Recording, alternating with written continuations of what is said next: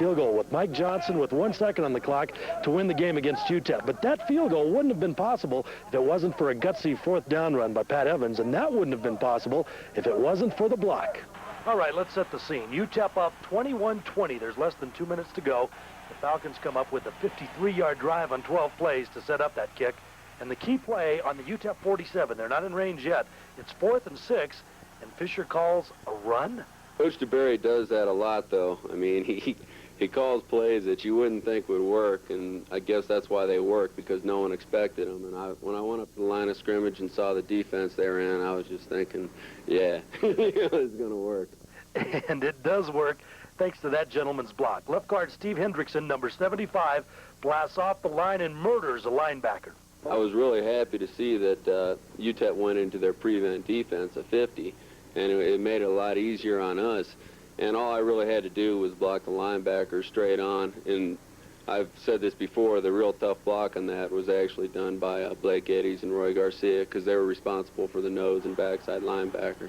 And I think you know the rest. Pat Evans picks up 15 big ones, and Air Force wins, and that's nothing new for Hendrickson. He opened a couple of major holes for Pat in last year's Bluebonnet Bowl win over Texas, and he seemingly does it all. Pass blocking or run blocking.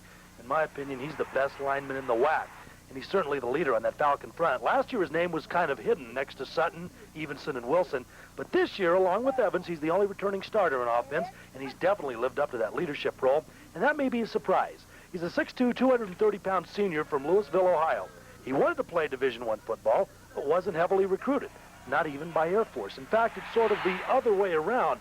He recruited them. It's kind of funny because I never even saw an Air Force coach before I came here. I was only like 205 when I graduated from high school, and well, they just talked to me on the phone and talked to my dad. We sent some film out, so I came out here sight unseen pretty much. Kind of worked my way up from the bottom, I guess. I figured it out. This is the 14th year I've played on a team, organized football, and that's 14 out of 22 years. I don't know what I'm going to do when this is all over, you know. I'm sure he'll think of something, but there's one more thing I want to bring up. The guys on the team don't call him Steve. In fact, he's known as Mach. How did the nickname Mach come about? I want to ask him. Sure, I want to ask you. And if the answer is good, we might use it, you know? All right. It was back in 9th grade. I was like the first guy to start lifting weights in my class, so I was bigger than everyone. And you remember that terrible song by the Village People, Macho Man? Yeah, that came out, so they tacked it on me. Hey, hey, hey, hey, hey.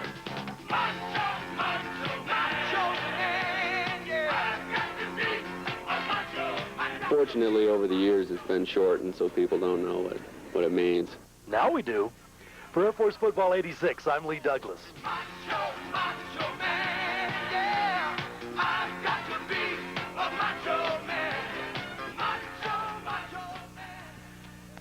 And of course, Steve was opening a lot of holes for you on Friday night. Hey, boy, am I glad he came to the academy. And what a competitor he is, and he's exactly right. We didn't know a lot about him. He started down at the bottom. He's worked his way up. But, boy, what a proven performer and what a great role model he is. And he's very, very, very popular with all of our players. All right, Coach, we'll come back and take a look at the other WAC scores and take a look at Navy right after this. That's a big one Saturday night. Boy, you know, and to shut down a great offensive team like New Mexico tells you a lot about Hawaii's defense. All right, there's UTEP going up against a very good Tennessee team. Elsewhere, other WAC scores from last night. Kind of a surprise there. Well, I was really hoping Dennis and those would really get Iowa State, but apparently, you know, they had some problems with their pass game. There is the big one, though. Boy, that's a great win for Colorado State, and right in BYU's own backyard, and what a great night for Steve Bartella, who he becomes the all-time leading rusher in WAC history. San Diego State is going to be a tough ball game a few weeks down the road. Well, you know, Stanford's undefeated, and they're really off to their best start in a number of years, and that must have really been an outstanding football game. All right, this Saturday, round one, Commander-in-Chief's already a sellout at Falcons Stadium.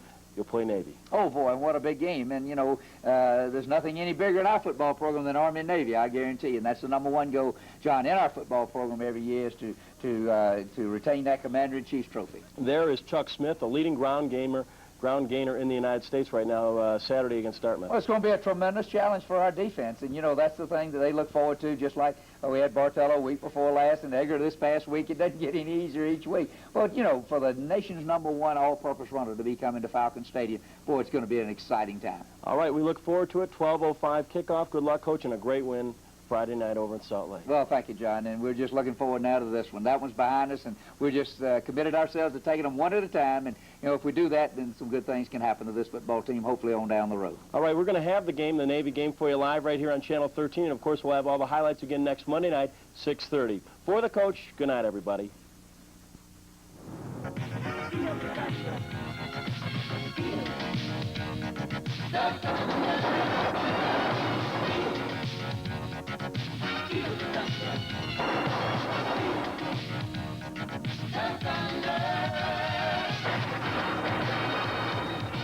TV 13, the leader in sports television, presents Air Force Football 1986 with head coach Fisher DeBerry.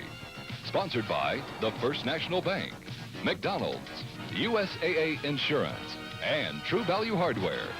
Now your host, John Eves.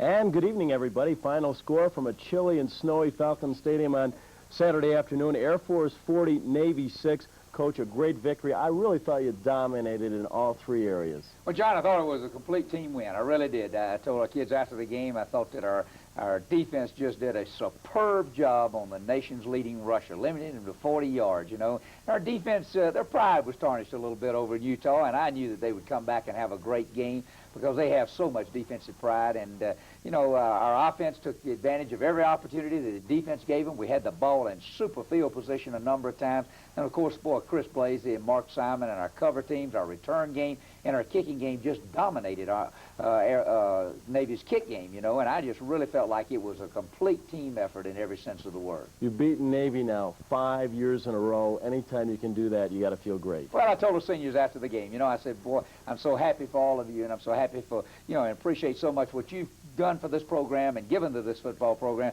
but there's one thing you can leave here and say, that Navy never beat you. All right, Coach, we've got all